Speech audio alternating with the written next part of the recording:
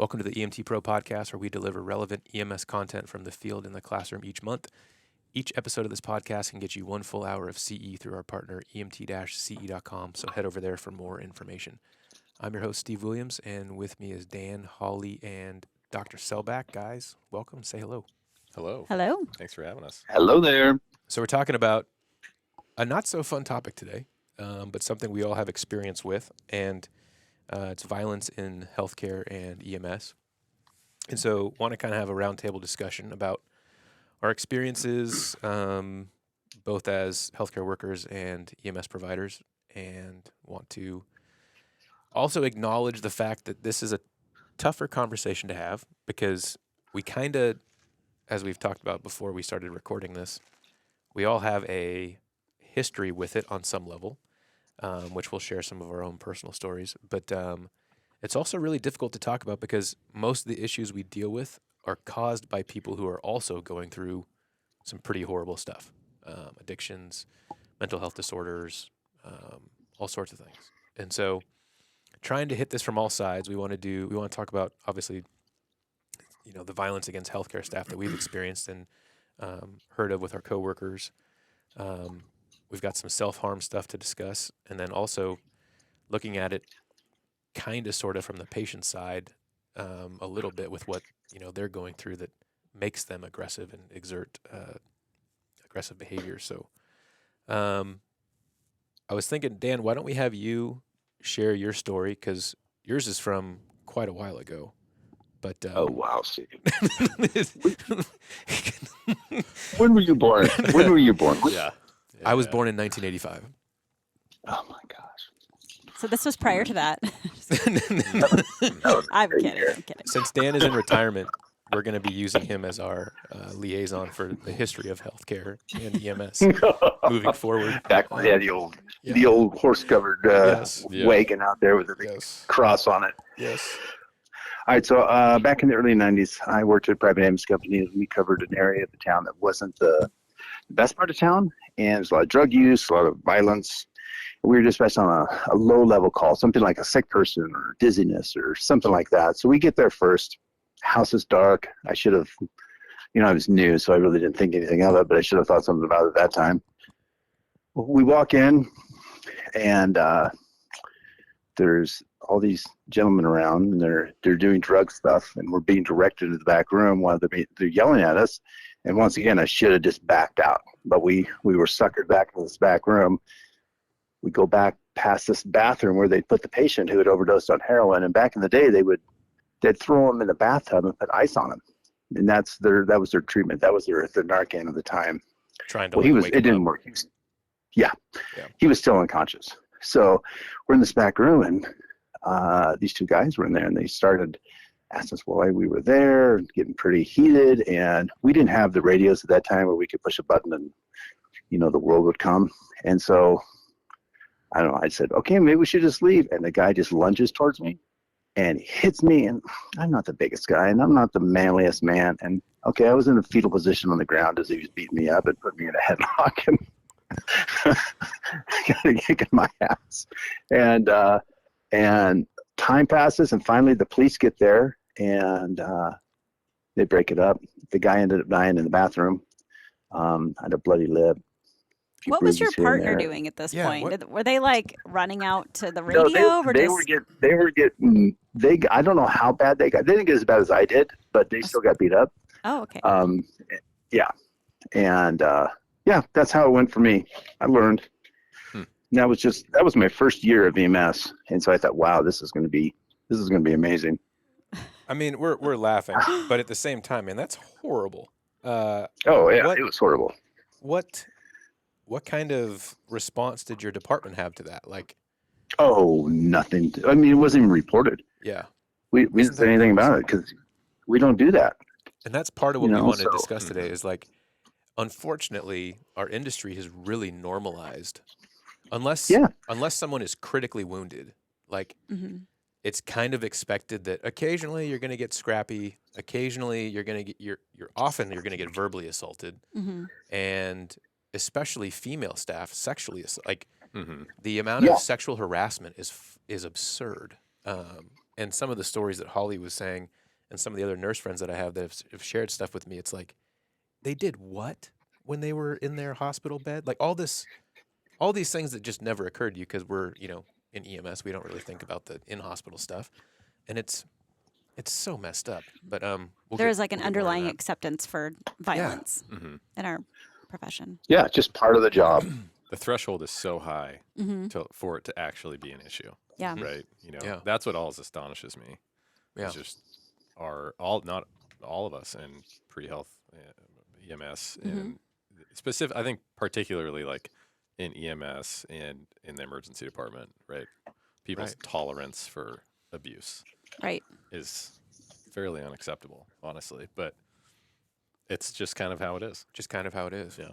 And I think it feels like it comes from this place of someone needs help, and so you're trying to help them in their time of need, and you just accept the fact that they're being abusive because they're sick. They need help, and so we just keep trying to help. Yeah. But it's sort of like trauma begets trauma, right? And so for all of us too, like it's a very traumatic job that and I think it's good that we're having this podcast and talking about it because there aren't there are a little bit more now probably, but there aren't like a lot of outlets for people in EMS or in the ER and places like that to be like, hey, this is actually causing me some PTSD and some trauma. Yeah. Right. 100%. And I can't help but see the mental health side of that. Like, how do you go to work and not feel safe, especially when someone has had something significant happen? And I think, Doc, you were saying something about going to work and it's on your brain. Oh yeah, I have a family and kids and a wife, and every time I go to work, I think about, I wonder if something crazy is going to happen or somebody's going to. So I was telling these guys earlier, Dan, I don't know if you're on the line, but I used to wear, a lot of people wear Danskos, a lot of people wear Birkenstocks, like super comfortable shoes that are like good for your feet, good for your back. And I had nothing crazy, but an incident where a patient, kind of lunged at me and I had to quickly like get out of a room, and I was wearing a pair of Birkenstocks that I'd had literally for like 3 years that were basically like walking on ice. And it caught my attention. I was like, oh my God, it was like almost got in the way of me getting safely out of this room. And from that time on, I only wear tennis shoes now. I only wear shoes that like I know I can move quickly in. Yeah. Which is sort of sad that it's come to that, right? Like I choose my shoes knowing that I might be in a dangerous situation at work. Right. Right. Which is kind of crazy.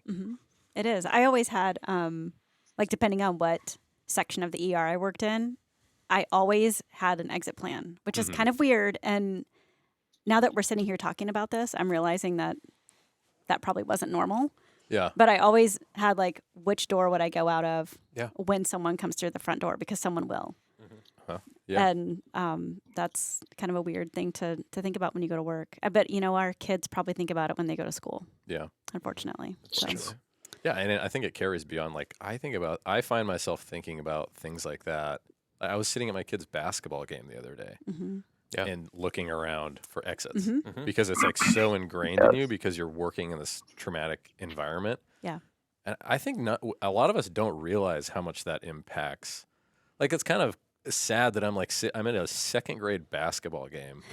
And because I'm so used to at work exactly what you're saying, like knowing where my exit is, knowing where like a safe place to get is, it's like that's sort of in the back of your head always a little bit. Yeah. And we don't come from a professional, like police, for instance. They're trained to be heightened in those situations. They're trained to be looking for things. They're trained to go into dangerous situations. They have their own sets of trauma. Sure. But we were never trained to do that. We were trained to help people and to be in this sort of emotionally compassionate space at work. Yeah. So it's this weird dichotomy of protection and vulnerability. So we've got some stats that are super fun to read. And I'm being sarcastic. So according to data from Press Ganey, which is a healthcare website, more than 5,200 nursing personnel were assaulted in the second quarter of 2022. On average, 2 nurses were assaulted every hour, which is about 57 assaults per day. The analysis found that the majority of attackers were patients. A National Nurses United survey from early 2022 found that nearly half of nurses reported an increase in workplace violence, which was a 57% increase from September of 2021 and a 119% increase from March of 2021.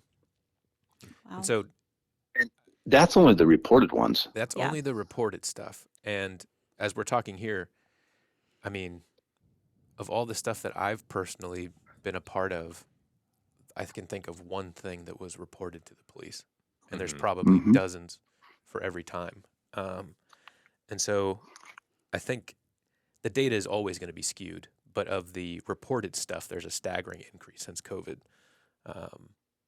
And we've seen a lot of the articles that I've pulled up and the studies that I've seen have basically looked at pre and post pandemic and seen the differences and the rapid rise since March of 2020. But, the other thing specifically to EMS, those last couple of data sets were violence against nurses. Violence against EMS has also been on the rise. There's roughly one violent death per year against EMS workers. And again, like we're saying, dozens of those violent assaults that don't, result in death are also not being reported. I'm trying to find the most recent article here. Here we go.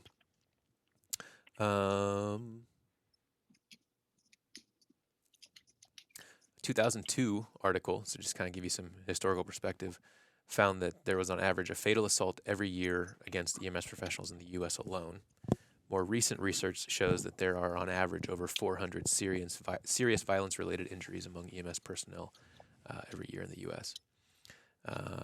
This is from a EMS 1 article, which was written by Brian McGuire. Again, this is pre-pandemic, and he's got some best practices on violence in the workplace. But I just find it extremely interesting that it's not really easy to see this data.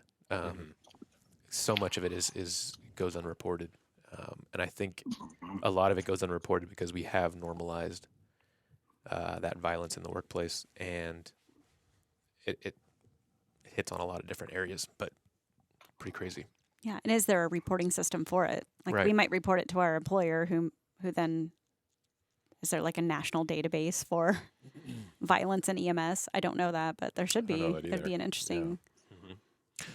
I mean, Holly, just for where we work, just last week we had one of our crews had a knife pulled on them, and they were able to get out of the room and all that stuff. But I mean, we didn't report it. Yeah. It's just normal, and the crew wasn't even really fazed by it, which is sad. Yeah, and we also work in a city right now that's just in crisis, and it used to be where you would go on all of these calls with police, like any code 1 in stage, anything that was a possible drug overdose, anything like that. We never go on calls with police anymore, it seems like. No, it's. And so you used to have this like level of security with you, so you could kind of face the fact that, well, if something bad goes down, I've got police here. But now we're just expected to go on these calls on our own with no training or backup, and that also makes it more of a traumatic experience for everybody because we do just kind of handle it. Yeah. I've got a call to review. You guys can throw some questions my way, but it's very similar to what Dan just shared. It was actually not an EMS call. We were tapped out for a small fire at basically off of one of the overpasses in town. And so that particular area, there's this thin stretch of grass, kind of this like very small field just off of this embankment that goes up to the overpass. And we knew of a transient couple that had set up camp there. And so we we kind of normalized our interactions with them, which were never very pleasant. They didn't like seeing us, and they never were the ones that called. It was always someone driving by, saw them burning something, saw them lighting something on fire. And so we, as an engine crew, would go out there, put the fires out, and then, remind them about the burning regulations and everything else. And they had been unpleasant, but never violent. And this most recent call we had, we get headed that way. We can see a column of smoke from about a quarter mile away. So we're like, gosh darn it, they're really burning something now, some trash or whatever. And the boyfriend of this gal was actively throwing more stuff on this fire when we showed up. So we stretch a line, put this thing out, and they're pretty upset. They're very upset with us. So we remind about the burning regulations, and they're cussing at us, and we're keeping our distance. But we end up picking up our equipment, restoring our rig, and going home. So we get back to our station, which is only a half mile away from this location, and about less than 30 minutes later, another smoke column seen from the same spot. So we get headed out there, and as a lieutenant, I should have had, of course, hindsight's 20/20, right? Should have brought, because of what we knew we were going to, should have had PD dispatched right to it, because we were going back to the same exact thing, and we'd already given them a warning. And so we get there, same people, start talking, and I'm noticing that as we're up on this elevated roadway, so we're about 15 feet above where this field kind of starts. And so I'm looking down at their thing, and I make eye contact with this gal, and I'm like, I'm going to make up a name, but Susie, what the heck? We just got back from this, and you guys are doing it again. And she's really, really upset. Like, she has that 1,000-yard stare. She's cussing at me. Her boyfriend goes back into the tent and has a bat that he's kind of just keeping by his side. And so I'm like, okay, now we're dealing with something a little bit different, and we should have stopped there. Mm-hmm. But we thought, from our vantage point, getting down to this location where the fire was, they were a little bit ways away. They were using it as like this warming area spot. We make our way down there, have a line established, and then we're about to put this thing out again. And this guy starts threatening us as we're putting it out.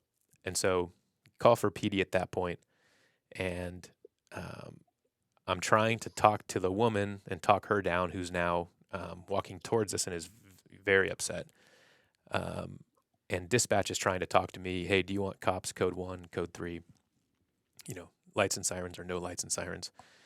And I can't get to my radio quick enough to say code 3, and I'm fumbling, trying to backtrack from giving myself space from this lady who's now walking with a quick pace towards us, and finally shout at her to stop.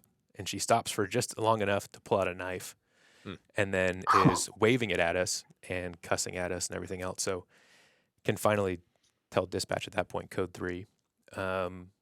And, our police force is we have about 3 different agencies in town for various reasons. We have county, we have city, and then we have state. And so we're technically off of a highway, right? So that would be state, but then we're in city limits. Mm-hmm. And so we kind of just got everybody, which was great because we needed the first first person who could show up. And I remember we showed up, the first police officer that showed up was the smallest police officer you've ever seen. And it's like, oh no, because they're outnumbered, and they're small, and they're not going to be able to fight these two. And so my crew and I are basically realizing we're about to get there's going to be a scuffle here, because this lady's it was a female cop that showed up, and she engages with the gal with the knife and gets the lady to throw the knife to the side, and then she's wrestling with her, trying to put her in handcuffs after she throws the knife away. And then the boyfriend is getting really wigged out that his girlfriend's getting arrested.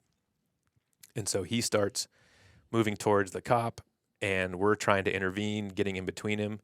And luckily, he doesn't have his bat. He left the bat where he was sitting. And thank God, but like right as we're about to really get into it, this other cop had shown up and, no joke, like spears this guy, like tackles him to the ground while we're, engaging with him verbally. And it was this whole event, right? And we get back to our station, and I'm a little shaken. I had definitely an adrenaline dump for sure, and I'm a little jittery, and like there was this moment where I'm kind of gathering myself, and I've got my crew in our office, and we're doing our normal paperwork, and I turn around and I look at them, and I'm like, that was really messed up, and they're kind of like, yeah, that was really messed up, and so we kind of broke it down and hot washed it and chit chatted about it, but it was a mess. Yeah. And I don't think it ever went. Obviously police were involved, so they did their thing with it. We filled out a police report because the police were there, and they asked about everything that had happened. And luckily, a lot of it was on body cam because this gal was wielding a knife. But like following up with those police officers, nothing was done about that. Like they reported it, they got arrested, they eventually got out of jail, and because they don't have space in a lot of these jails, so they can't hold them. And then, this couple being transient, they're often, wherever they are now. But it's So, Steve, I've got a question for you. Yeah. And this comes from personal experience where I go into a call with emotion, right? Where I'm already pissed. Sure. And I'm not de-escalating. I'm escalating the whole scene. Yep. And because I can see myself right where you are, coming there with an attitude, all pissed off. And so sometimes I think we can make a scene better, or we can make a scene worse just by the way we present ourselves. Absolutely. Because I know I multiple times just not the nicest guy. Sure. And it's very fair to say our initial interactions with the patient the second time, not the patient, just the couple, the second time we were there, was everybody was aggravated. And we could see they didn't want us there. They were doing this specifically because we told them not to, and they wanted to do whatever they were doing anyways. Right. And, at that point, again, hindsight being 20/20, man, in the thing that we also get kind of lulled into is you go on the same people, the same address over and over again, and you've never had that kind of experience there, so you don't think it's going to happen again. And then nope. Your guard's down. All of a sudden, something changes, and they decided, yep, this is the time that I'm going to bring out that weapon, kind of a thing. It's scary stuff, and we've totally normalized it. And I keep saying that, but we have. It's just we have 100%. You guys are going back and just charting, and suddenly you're like, that was kind of messed up. Yeah, that was like, intense. Yeah. Oh yeah, Right. Yeah, it was. Yeah. It took someone to say I it am. out loud. Yeah. And we don't live in a world in our jobs where you might not necessarily have the time to like actually even talk about it or process it, right? Like, had you gotten back and then gotten another call, right, relatively quickly, you would have just been like, all right, let's go do our On to job. the next one. On to the next call. Or even in a hospital setting, have the privacy to to actually take a minute to do what you need to do. For sure. And the same thing in the ER. Like we have these crazy interactions like that, and then 30 seconds later, you have to pop into another room because you have a patient that's critically ill, or you have a patient that's you have to give a bad diagnosis to, and it's like you're bouncing around, and you so often are just redlining for like your entire shift, right? And then at the end of your shift, there's this letdown, and you're like, oh my God, that was. And often we just never process it. No, then you get in your car and you drive home to your family or whatever it is, your home or your whatever, and it's kind of a lot of emotional baggage. Yeah, it really is. Yeah, and it's like that's super scary. Yeah, it was. Like somebody just like brandish a knife in your face, or like I'm sure guns or all these things are. I mean, that's like a really traumatic event, and thankfully it went relatively well. Right. Yeah, the end result was about as good as we could have hoped for, given the circumstances. But you said it best. You brought up, what was your example? If what was going on with any of the stuff we brought up before recording was happening at like I was like, what if you like Nike? walked into work at Intel or Nike and like this, like it would be on the news. Yeah. Right. Exactly. Right. It would make like literally the news. And Yeah. for us, it's just like a normal day. Yeah. Yeah. Yeah. Like anecdotally, this stuff happens in the ER like every shift. All the And time. the only ones I ever really hear like people muttering about or talking about are like, we've had nurses and security guards like get broken jaws, like get brain bleeds, get things like that from being assaulted. Those are the ones we talk about. We don't Yeah. talk about like the microaggressions Right. every single day that happens that build up over time. And there's a lot of it, and it takes its toll. you Yeah. know. And to your point, when we first started this, it's challenging because so many of these people have so much trauma, right? And like you were Right. saying earlier, the health care setting is often really triggering It for is. people. And if you think about just going back to school, Mm-hmm. the hierarchy of needs, Maslow's little triangle, Mm-hmm. food, shelter, warmth, Mm-hmm. relationships, like the things on the bottom of the triangle, when you take those things away from people, that breeds violence. Yeah. And a lot of people that we interact with have those things disrupted. And not that it's acceptable, but it's just like when you're walking into you're about to put out their warming fire or their cooking Yeah. fire, that's their basic need that you're taking away. Yeah. And walking into that knowing it's going to piss them off, rightly so. Yeah. It's just the heightened awareness all the time. Mm-hmm. Yeah.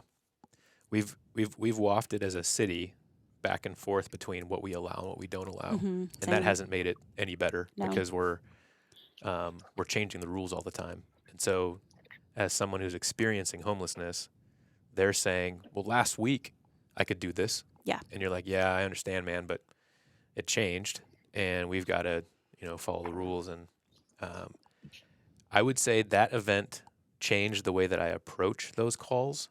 I take a much more like, I go out and interact with them before I do any sort of fire suppression. It's much more, hey, I'm Steven with the fire department, just making sure this is, a safe event and that, this is a warming fire and it's not trash that you're burning and, all these other things. And try to be more friendly and upfront versus, nope, we're here to enforce a rule or a law. And I would say that's helped. I definitely have more positive interactions with that approach. But at the same time, it's also like, I'm going to have something with me that, could use as protection if needed. But Yeah. it's, there was a situation recently in Seattle where I think they had like a police officer, social worker team going in to check on someone in their tent, and they just pulled out a gun and shot the officer. yeah. Like with no like a real interaction yet. They just felt that was threatening. And so you never know what you're going to walk in on. Yeah. In any situation, whether it's a tent, a house, whatever. Or at the ER, you never know what's going to walk through the doors. You don't. Thankfully, we, where I work now, especially, we have a pretty well-equipped staff. So it's, we can get a lot of extra hands on board. Whereas I think in the field, you're in a new environment that you don't know well, really don't know what you're getting into.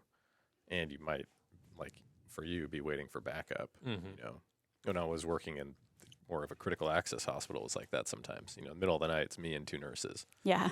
So if you have somebody come in who's being violent, we would rely on the PD to come. We would call it PD, and they were pretty quick. But 5 minutes or 10 minutes when somebody's escalating feels like forever. It does. And most people who are houseless on the streets have some form of protection, right? Rightfully so. It's a hard world that they live in. So most people have a knife or a gun or something to protect themselves, which makes perfect sense.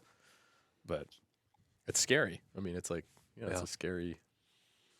The other report that I was looking at, just kind of doing a little bit of web surfing for some stuff with this topic, was back in, I think it was actually September.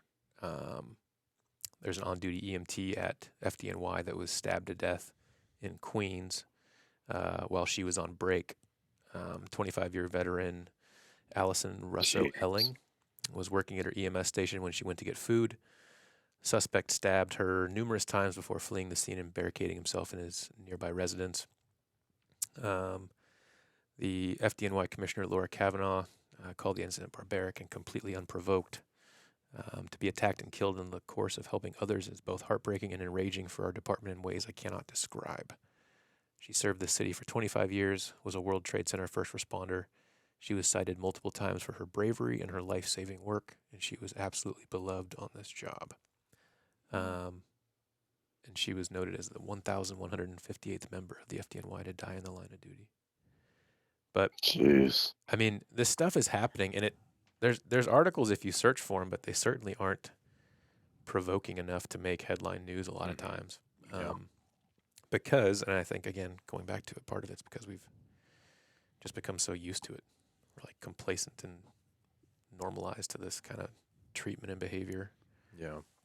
And I think a lot of people are, like you were saying, are triggered, you know, to play devil's advocate a little bit. Like a lot of people are triggered, and a lot of people have had really bad interactions with figures that they see as authority, right? Whether it's PD or EMS or healthcare professionals, right? In the ED, they feel like they haven't been treated well, they haven't been listened to. Maybe things have happened where they feel like they were the subjects of like some sort of trauma, right? Physical Absolutely. trauma, emotional trauma.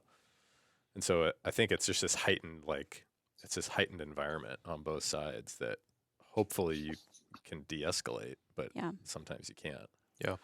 But I think it's important to like recognize both sides of it. Right. I mean, when someone comes into the ER, you make them undress. They do not have access to food, water. They have their phones now, but we used to take away their phone. Like, you can't use your phone in here. They don't have a TV sometimes or anything to distract them. And so they're basically sitting there with no like personal rights. I think they feel that way. Feel very vulnerable. Yeah. And then you're coming in and doing all these things to them. But on the flip side, you know, that's what we're supposed to do. Right. So where do you? It's where tough. do you draw that It's line? tough. Yeah. I think if you go into it with that lens and try to say, hey, this is a challenging time for this person. This is, if you know, for me, if they're in the ER, probably the worst day they're having, right? So I don't know. I try to approach it in that lens so that it doesn't get to that place, and it sometimes does anyway, no matter what. And it's not like to say that not to excuse those behaviors or those actions. Obviously, it's not appropriate, but it's. I think sometimes just I don't know. I try to put myself in some of these people's shoes sometimes, and I think it'd be really, really hard. Yeah. It seems like it's escalating though, and I feel like when you're at the airport, you mind your business. You don't get violent. You don't yell at people. Like, you're minding your manners because they'll just kick you out. You're going to miss your flight. We have zero tolerance. You pick a fight with somebody or start yelling or getting escalated, you're out of here. Like, bye. That's like, I mean, maybe a courthouse would be that way too, but there's just very few places where people are provoked. Or I guess what I'm trying to say is there's very few places now where people like feel like they have to mind their manners. Yeah. Like, they can just do whatever they want and say what they want, and because I have the right to be a jerk or whatever it is. And there's just the hospital, I feel like, used to be that way, where there was like this sort of a respect for what's going on here. There's sick people. Let's mind our manners. Let's be kind. And that is not the case anymore. No, we tolerate a lot of verbal and physical abuse in the hospital and in EMS. Dan, what were you going to say? You had something. I was just going off a good doctor there. Before I was hired in this last position, I had no idea what trauma-informed care was, and I know this is a whole separate podcast, but I mean, sometimes we can, like I said earlier, we can make or break the call. We can make the patient escalated, or we can de-escalate just by how we present ourselves. 4 big guys and turnouts coming in and hovering over this little person who's already had domestic violence, and the way we present ourselves is going to make or break their day. Sure. And so I think the other part is, though, like and this is why it's so difficult to have this conversation in general, is because there's so many sides to it. Yeah. And I agree 100% with what you just said, and yet we can't also shame ourselves for showing up and having a mildly bad attitude that someone decided to No. pull out a weapon on us that day. Right. Because, at that point, we're a victim of their violent behavior, aggressive behavior. And while we didn't cause it or choose it, we, like you're saying, we didn't make it better, in hindsight, because we showed up with an attitude, we showed up with preconceived notions, history with the patient, the address, whatever. Again, it's hard to, I feel like we have to bring up, and I'm glad you guys are, we have to bring up all these different aspects to it, because it's not a one-sided conversation by any means. Nope. Holly, I know, kind of switching gears a little bit, I wanted to talk about self-harm that we can, as EMS providers, physicians, nurses, we can witness a lot of violence too. I've got, in the Rolodex, a handful of things I've seen patients do to themselves and to others. Others, yeah. But I felt like you had a good example of that, if you wouldn't mind sharing. Sure. We had a call of a suicide attempt. It was a medication overdose, but it was down kind of like a nature trail. Mm-hmm. So it was about a mile down in the trail. Police were on scene first.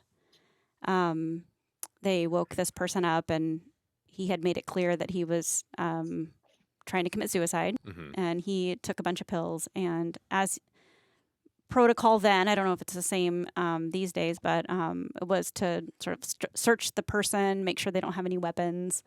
And at that point, he got pretty physical with the police, wanting to, obviously he didn't want to be taken to the hospital, right, or put on a hold. And when we got there, all of his stuff was like on the ground. You could see that they'd gone through it. He was just wearing shorts and no t-shirt. It was a hot day. And so we put him in the back of the ambulance, and this is kind of before we were really, or I personally was trained to like talk to people about their attempts. Like, it's okay to ask, did you want to die? It's okay to ask, what was your plan? It's okay to ask things and talk to them about it, but I was a little uncomfortable. And so I kind of minimally talked to this person. And he also was kind of pretending like he was asleep on the gurney anyway. So it's like a 4-mile transport to the hospital, very short. And so on the way, I took his vitals and was kind of, if you picture an ambulance, you've got the gurney, and then there's an airway seat that's like behind the person if they're sitting up. So I was on the radio giving a report. And while I was giving a report, I noticed that he was like kind of moving around and doing something. And I look over, and he has a knife. And first of all, I was thinking, where did he get that? Because he's been searched. He's only wearing shorts. Who knows? I think it was like in the back of his shorts, because he was kind of reaching back, while I was giving a report. And he has a knife to his throat. And I was like, of course. In the heat of the moment, I'm like, what are you doing? You can't do that. Of course, he's going to be like, oh, sorry, ma'am.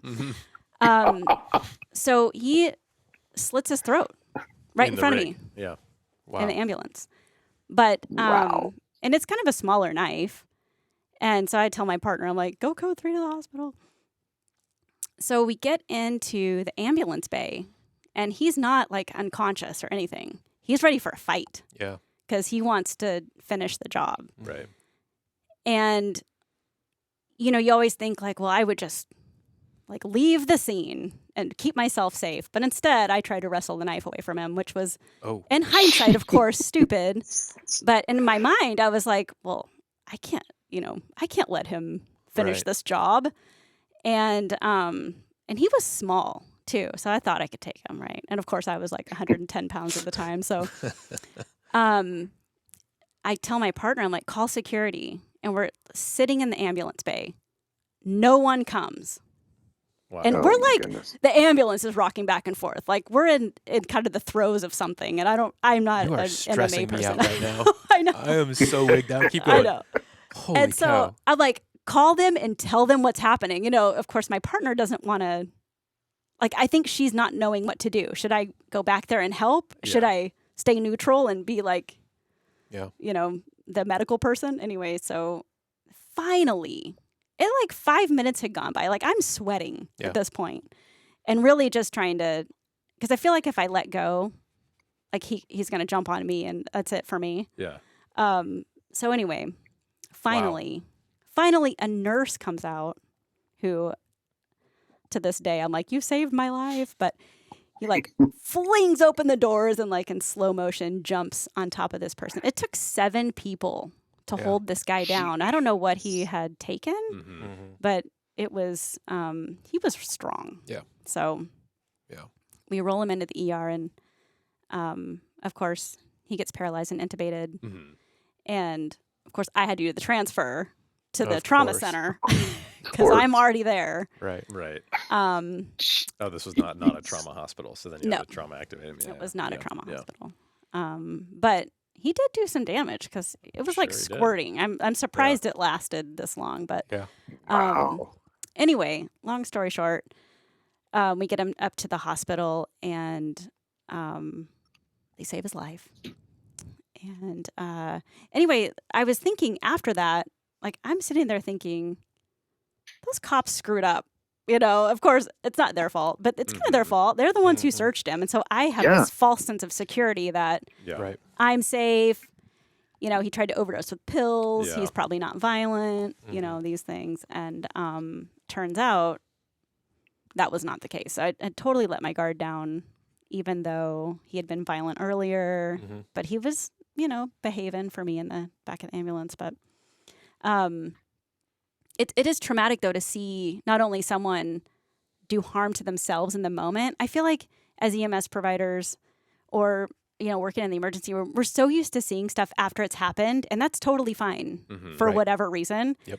But seeing the car crash or seeing the violence happen, it's a totally different scenario. Yeah. Like suddenly you don't know what to do.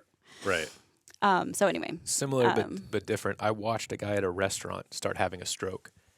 And you did? It was very obvious what was happening. Yeah. And I just remember thinking, what do I do? Holy cow. Something should be done here. And, you know, and it's like, it just caught me so off guard because I didn't have that 5 minutes of mental prep time, you know, before walking in and seeing him with his face half drooping, right? But yeah, I totally agree. What was that, Dan? You are 5 star, sir. You are 5 star. Thank you for bringing that one up. Appreciate it. And for some reason, you're like, in normal clothes, I cannot function as a healthcare provider. Yeah, I don't. I'm just here eating. I don't have the weight of those stars on my shoulders. That's right. You know, while you were talking, I can't believe I forgot this, but I've been saying this whole morning as we've been chatting before the recording that each time someone brings up one of you guys brings up a story, it reminds me of something else. And arguably the craziest one I have, which actually is a good example of what can happen post-incident, and I'll give you the highlights, but we were coming back from a medical call in a neighboring town that is part of our ambulance service area, and we were not quite back to our station, and a call came in for a fire alarm in our first due. So we attached ourselves to the call, and we were going to get there first anyways, and we let this other engine from the next station start heading our way.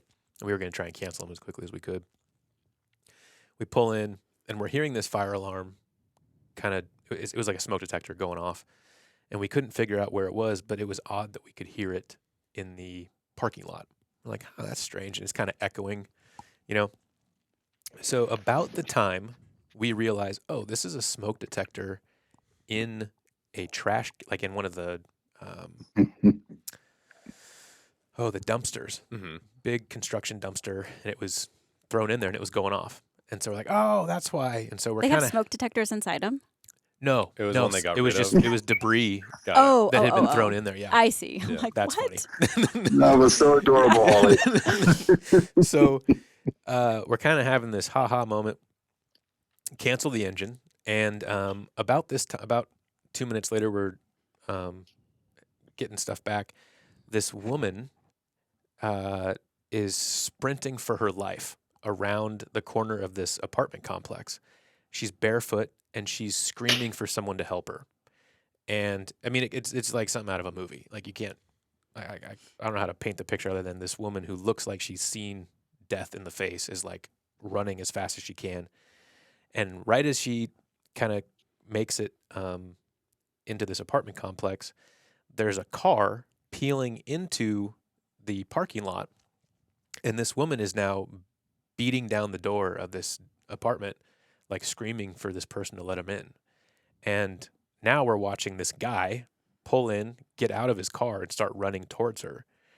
And I'm like immediately calling for police, and my crew and I, there was 4 of us, we start running up to this guy like, hey, whoa, what are you doing? And meanwhile, this lady is still screaming her head off trying to get in. And so we started, I would say, 60 yards away from where this guy parked. And we start moving towards him. She gets in, someone opens the door, quickly shuts it and locks it. And now this guy turns around towards us and sees that we're walking towards him, and we're like, shouting at him to stop and just, not move.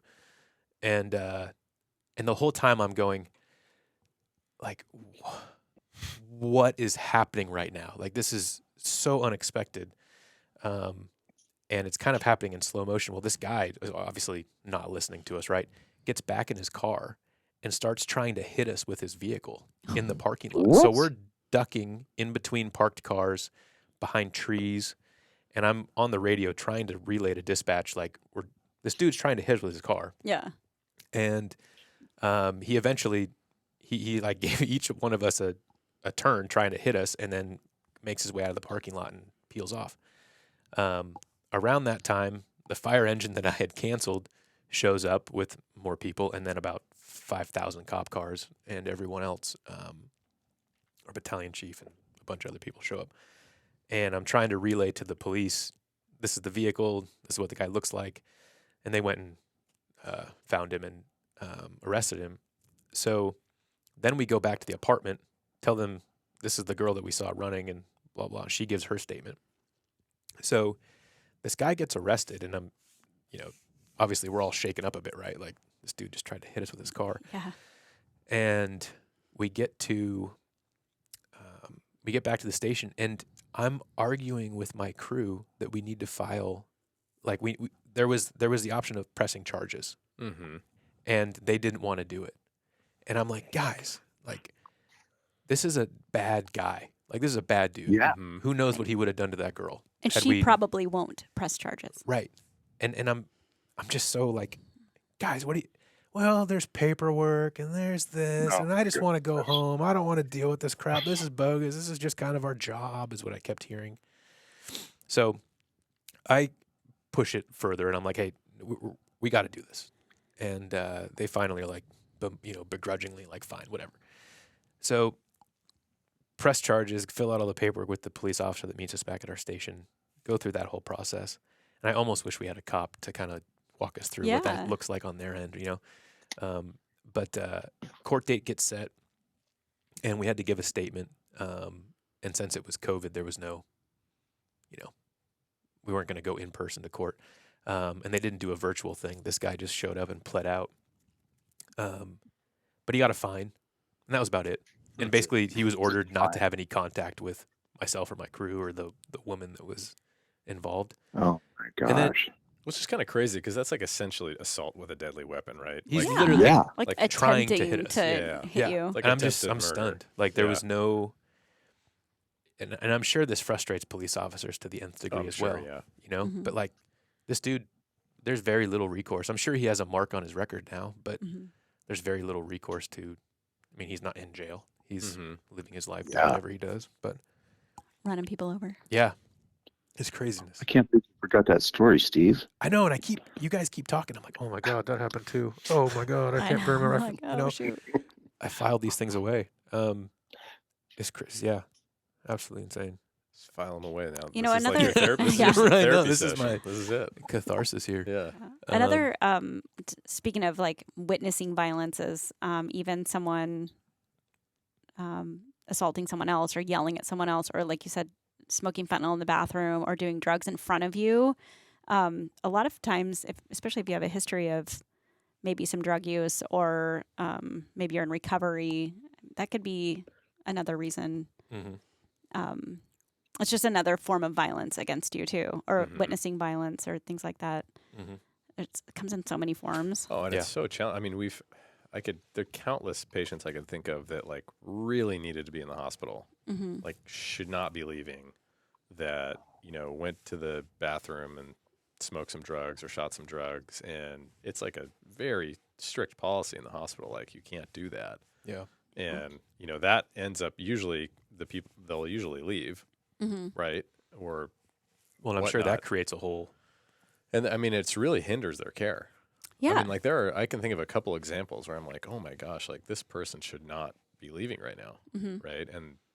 And they're choosing to leave because of that. Right. Right. Or because they had a negative interaction and you called them out for, shooting drugs in their IV, which they shouldn't be doing. Of course. Yeah. But there seems like, it's like, gosh, I wish there was a better solution for this. Right.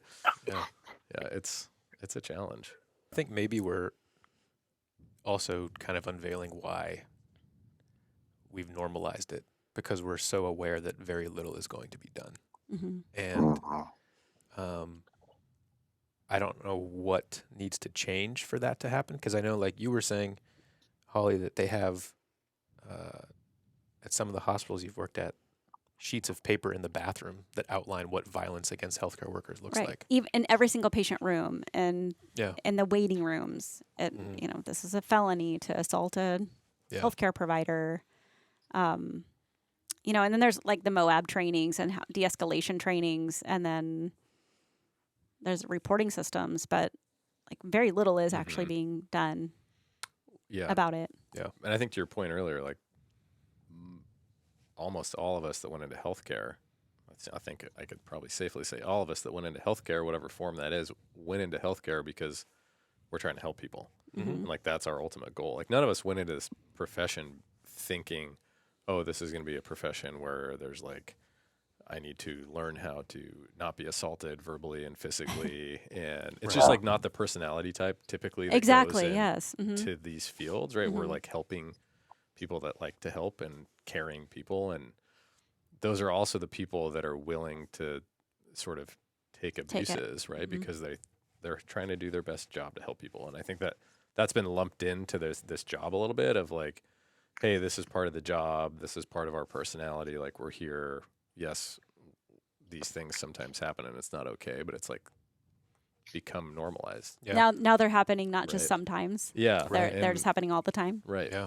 And we're all sort of a lot of us are personality types that I think would rather deal with it and still try to help rather than like, thwart it in some way. Yeah. There's a lot of people leaving the healthcare field. I do feel like that we will be in a crisis here in the next few years. People are going to stop being nurses. They're going to stop being police officers. They're going to probably stop being firefighters. Yeah. Like public servants of all sorts. Yeah. It's not worth it to a lot of people. Yeah. So there's been a lot of different points to that conversation where, some people want to say, oh, it's all because of COVID, or it's all because of, this singular thing, and it's actually like it's all of them. Right. It's all of them. My buddy was talking about an article that he pulled up and showed me about basically Gen Z, or that's the latest generation we got, right? Gen Z. That this generation is one of the smallest population groups, and so we're trying to pull the same amount of people and more in a declining population. And so it's also like the fire department, the fire service is seeing it heavily, especially in our state. Yeah. We're all vying for the same people, and we're trying to entice them to our departments. And there's a limit to this workforce. Yeah. We're all going after the same group, and it's just frustrating on so many levels. Yeah. I mean, it's interestingly, like I'm relatively new in my career, right? But I have a lot of colleagues and friends who've been ER docs for 20 plus years. And so many people in these fields get, therapists and counselors and which is totally appropriate. And we probably all should, because like what we're talking about, this stuff is super traumatic. Yeah. But one of my buddies was recently telling me this counselor that specializes in fields of trauma. So, ER doctors, nurses, EMS, police officers, these fields. This guy's done for 30 years. Like these are his clients. And essentially from what I'm paraphrasing here, the only way to sort of combat a lot of our work-related trauma is typically to work less. Yeah. Right. That's what they always say. And this guy has said, I've told my clients this for 30 years. Like, yeah, you're an ER doc, work, 1 shift less a month, 2 shifts less a month. Like, that's really it's really one of the main things you can do, right, in your control. Right. Just limiting your exposure. Yeah, limiting your exposure. And interestingly, this guy and my buddy's like, oh, how often do people do that? He's like, I've never had a client actually do it in 30 years. Right. Like, so there's That's something not in our nature. There's something about the people that take these jobs that like kind of just continue, right? Which is interesting. Yes. The advice is always work a couple shifts less, Yeah. And he's like, oh, how many people do that? He's like, I've never had somebody actually do it. Yeah. I know that, your comment on the therapist reminded me, and I've shared my story on a previous episode going through PTSD and everything, but one of the first counselors I went to, within, 20 minutes, this guy's crying, listening to my story, and he's telling me, have you thought about doing something else? Mm-hmm. And I was like, I just don't think this is going to be worth my time, because that's not what I'm here to do. I'm not here to learn how to limit my exposure to this job because I love it so much. So how do I get back to an operational level where I'm healthy and healing on my journey, but can still go doing do the my job. job? And there's very few what we would call culturally competent providers out there that are able to work with people with that kind of a mindset, because the easy, smart thing to do is limit yourself to that. Why would you go back to that? And it's hard because our personalities probably are all mostly type A, I would say, and very performance-based personalities. And think about medical school. It's all very performance-based. Nursing school, paramedic school, even on the job, it's very performance-based. And in order to do that, we want to be the best and work the most and be the most reliable and be the best at our jobs. And why would we take a day off? Right. And Even though it makes so much sense. Yeah. And it becomes a part of your identity. It kind of does, yeah. A lot more than a lot of other jobs, right? It's hard to say, It's hard to no, walk I'm not away. going to work overtime when you're leaving your crew behind with one less doctor or one less medic.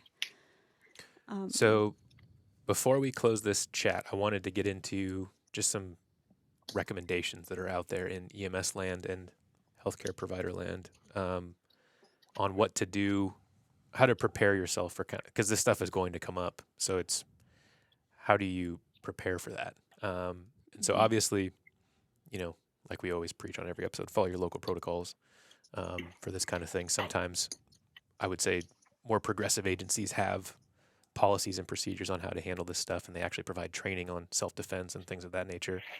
But, Dan, you always talk about spidey senses and how when you have even an inkling of a feeling that this isn't a place you should be in, call for backup, remove yourself from the environment, and just bring more people to the incident to make it as safe as possible. Obviously, training on de-escalation techniques is huge. We use the term verbal judo, which is 5 steps, which, let me see if I can remember them. Request compliance, explain why you need compliance, outline the patient's options, confirm their choice, and then take action. And that 5 steps is like an entire day's worth of training, but and it's all subjective on how they're presenting, what they're responding with, their demeanor, their behavior, their language, their mood. Can I pause you for just a second? Yeah. Because I think that's really important, because we get on scene and we've been called and we're going to go in and do something. We're going to take your shirt off and do an EKG and do your blood pressure. Right. Instead of just simply saying, this is who we are. Is it okay if we do A, B, and C? Yeah. Just takes a second, but that definitely is a really good point. And I think back on my career of rarely asking people that. Yeah.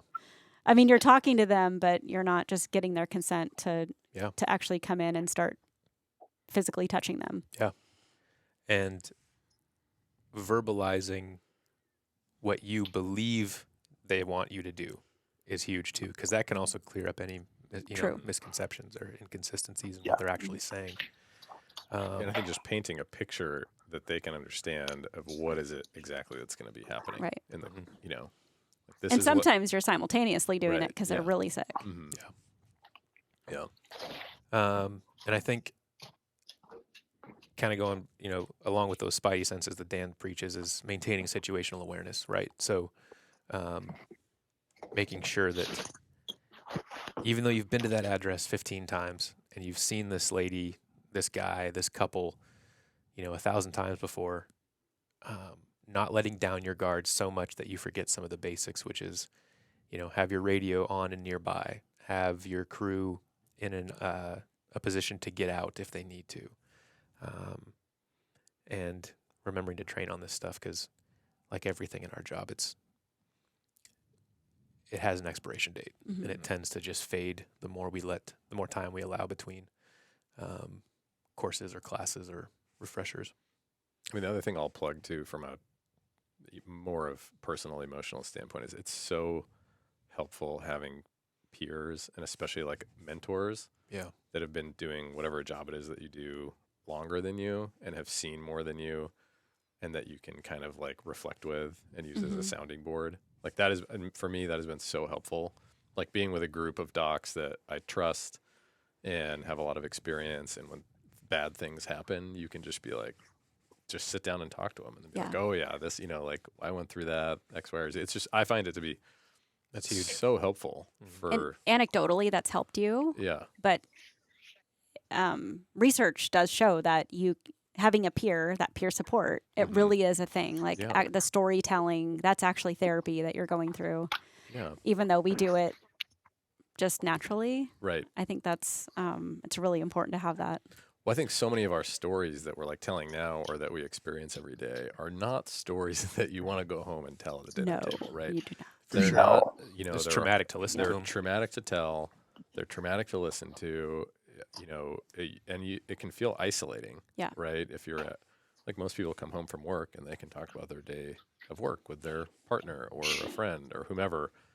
That's not necessarily the case for us all the time. So I think having a person in your life that you can, talk to and reflect with and learn, you learn from each other too. It really is like, It's huge. it's like life-saving, I think. It is. Yeah. Actually. Absolutely. It is life-saving.